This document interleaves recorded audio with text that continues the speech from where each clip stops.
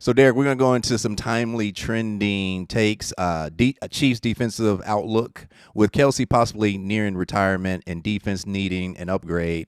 What's next for KC to sustain their dominance on the defense side of the ball? Do you think? Oh man, Spags is the last couple of years. That's what we do. We play defense at the Chiefs, regardless of what we have on the offense side of the ball and who comes in and out, and what Pat Mahomes does. Defensively, we stop the run and we get after the quarterback. I mean, from Chris Jones and everybody else, George Karlaftis, being able to get off the edge, being able to make an impact. On that QB. That's the main part. And Spags is hats off to Spags and that defense. The last couple of years, it's been defense been talked about probably just as much as offense. Yeah, so during your defensive days, defensive coordinator, how did you feel about playing, and what was your communication, and what was your relationship with the defensive coordinator? Yeah, it was close. Being the guy that wears the green dot on the helmet, being able to call the plays and tell everybody how to line up and whatnot. You got to have a close relationship with those defensive coordinators. Bob Sutton when I was there.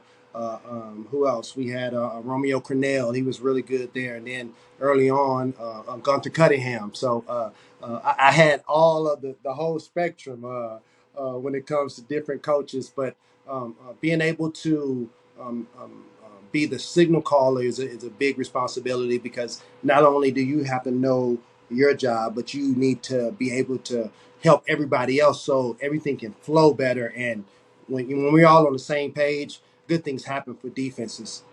Yeah, so Derek, so let me ask you this. What do you think about the NFL safety and play style shifts?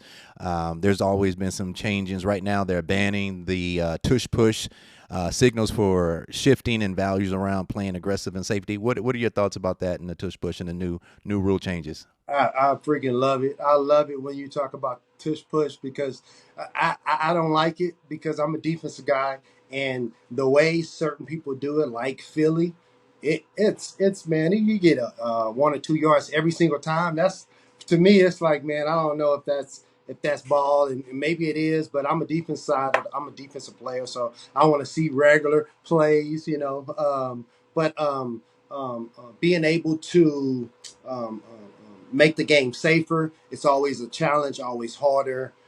They're coming up with rules and different things, and they're trying to at least make it in a way where you can take some kind of injuries out the game. But it's a violent sport, as you know, and things are going to happen one way or another. Yeah, so Derek, I definitely agree with you. The game can be very violent.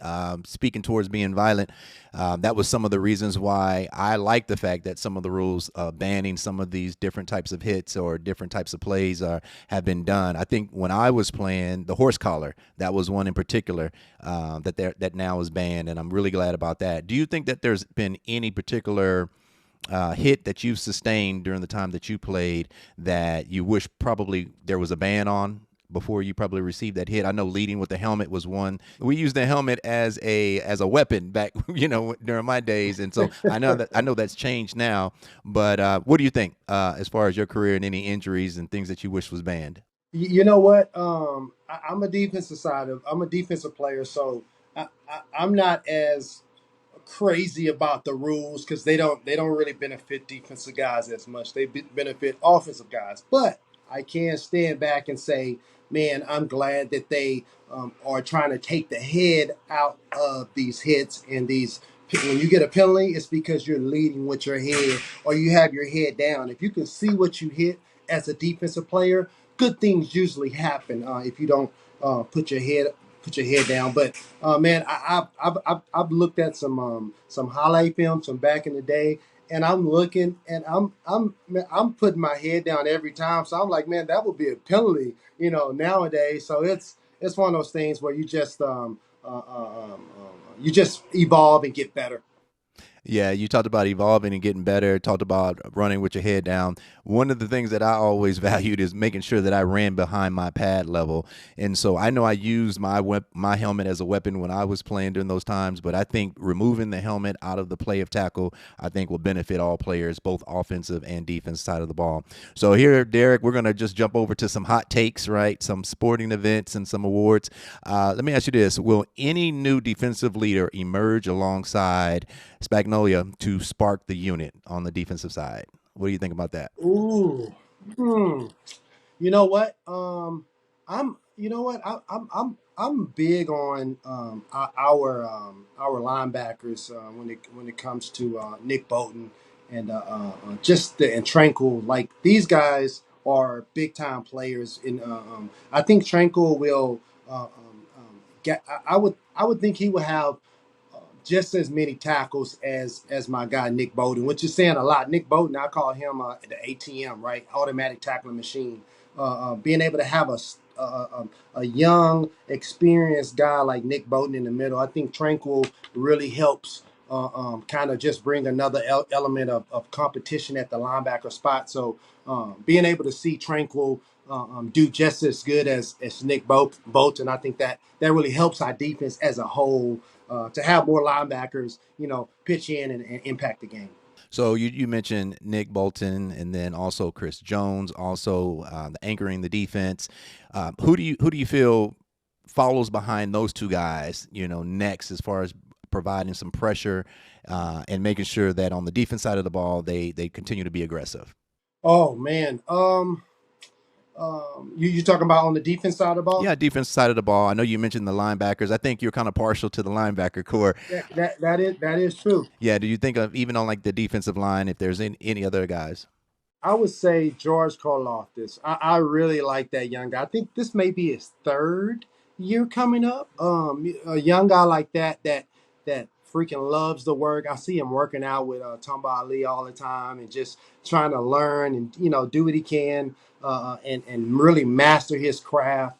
Those kind of guys. And you know this, Priest. When you look back, not playing anymore, we look and we say, man, that's a guy I can play with. Certain guys like that. I think George Karlaftis is that young guy that's really going to be another superstar on that defensive line, especially Chris Jones being the best defensive player in the league.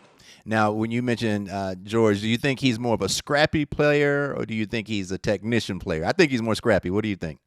I think he's more scrappy. That's why he has that motor and that ability to just kind of figure it out. He's not going to be perfect and say, man, he stabbed right here and his feet were right. He's like, all right, I'm a dog, and eventually I'm going to go get what I want. Breaking news from Bet365. New customers, Priest, $5. You just bet that and you can get $200 in bonus bets, win or lose. So sign up, place a bet for $5 and get $200 in bonus bets, win or lose. Bonus bets can be used on the spread, player props, futures, and so much more. Whatever the moment, it's never ordinary at Bet365.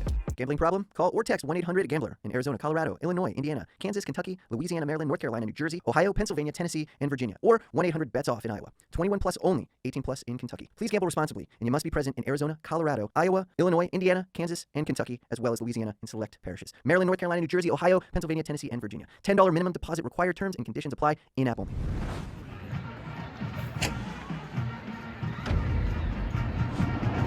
This has been a Playmaker production.